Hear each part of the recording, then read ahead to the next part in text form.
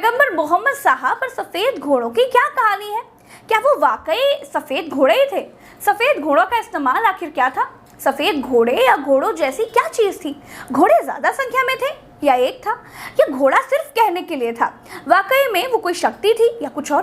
आज पैगंबर मोहम्मद साहब की सीरीज में सरल भाषा में इन्हीं पर बात करने वाले। अस्सलाम वालेकुम दोस्तों, मैं हूं शारिफ खान। दोस्तों, जैसे जैसे 2024 का चुनाव करीब आ रहा है, लगातार एक विशेष धर्म को टारगेट करने की कोशिश कर रहे हैं अंधभक्त और मनु मानसिकता रखने वाले लोग। आज की मैं आपको एक वीडियो दिखाने वाला हूं। इस वीडियो के अंदर आप देखेंगे कि प्रज्ञा मिश्रा नाम की एक लड़की है जो पंडित समाज से आती है, हिंदू ब्राह्मण समाज से, लेकिन उसने इन नफरतबाजों को कैसे सबक सिखाया आप इस वीडियो में देखने वाले हैं। इस वीडियो की कहानी बेसिक मैं आपको समझा देता हूं। बाकी प्रज्ञा मिश्रा की वो रिपोर्ट आप देखेंगे जिसके अंदर उसमें दिखाया गया है कि पैगंबर मोहम्मद सल्लल्लाहु ताला अलैहि वसल्लम के पास उड़ने वाले घोड़े थे या नहीं थे। अगर उड़ने वाला घोड़ा उनके पास था तो उसका कलर क्या था, कितना बड़ा था, दूसरे लोगों को क्यों नहीं दिखाई दिया, सिर्फ और सिर्फ पैगंबर मोहम्मद साहब को ही क्यों दिखाई दिया।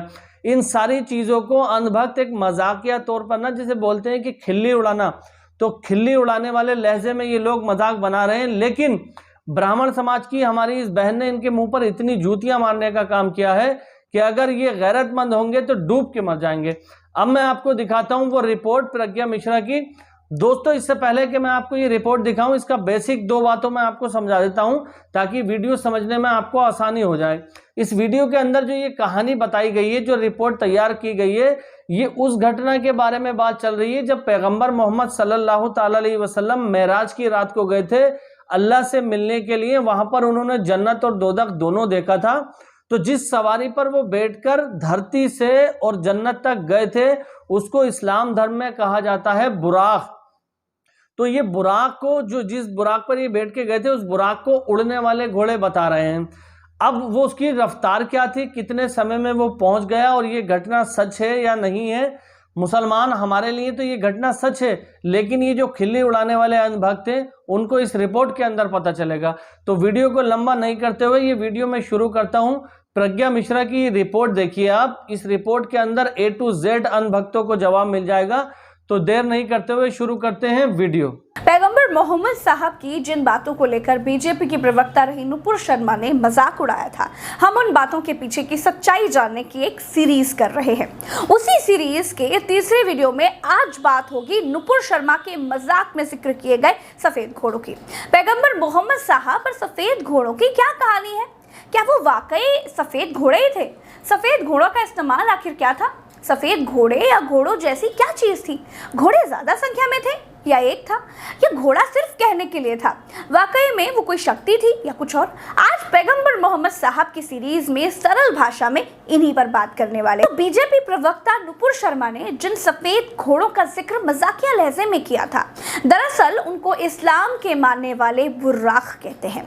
इस्लाम धर्म में बुर्राक को घोड़े से छोटा और खच्चर से थोड़ा बड़ा एक ऐसा जीव बताया गया है जो चमत्कारी था, जो बिजली की रफ्तार से उड़ सकता था, जिस पर बैठकर मोहम्मद साहब ने इसरा और मेराज की यात्राएं की थी। इसरा और मेराज मोहम्मद साहब की दो यात्राएं थी। लोगों ने इसे आमतौर पर मेराज नाम से ही याद कर लिया। इसरा कहते हैं रात के एक भाग को। इसरा की कहानी यह है कि बुराक पर बैठकर मोहम्मद साहब ने मक्का की मस्जिद और फिलिस्तीन की मस्जिद अक्सा तक की 40 दिन की यात्राएं मात्र रात के एक हिस्से में ही कर ली थी। यात्रा के इस पार्ट को इस्लाम में इसरा कहा गया। यात्रा के दूसरे भाग को मिराज कहा गया। मिराज का मतलब होता है चढ़ना, आप सीढ़ी भी बोल सकते हैं।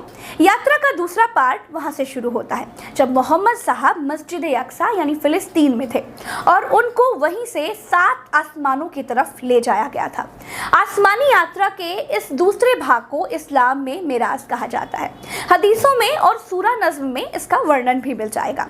इसरा और मिराज की ये घटनाएं इस्लाम धर्म में चमत्कारी मानी गई हैं। दोस्तों, 40 दिन की यात्रा रात के एक थोड़े से भाग में कर लेना किसी इंसान के बस की बात तो है नहीं।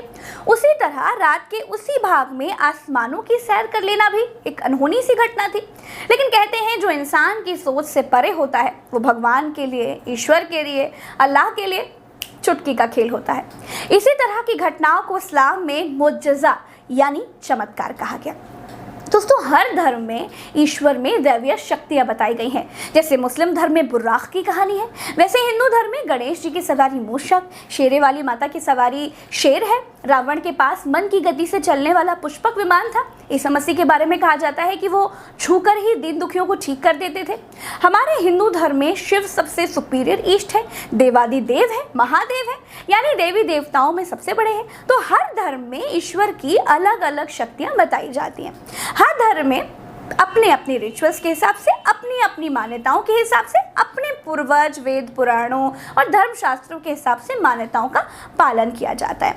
तो अगर इस्लामी शास्त्रों में पैगंबर मोहम्मद साहब की बुर्राक का जिक्र है, उड़ने वाले घोड़े जैसी किसी शक्ति का जिक्र है, तो मजाक उड़ाने जैसी कोई बात नहीं करनी चाहिए।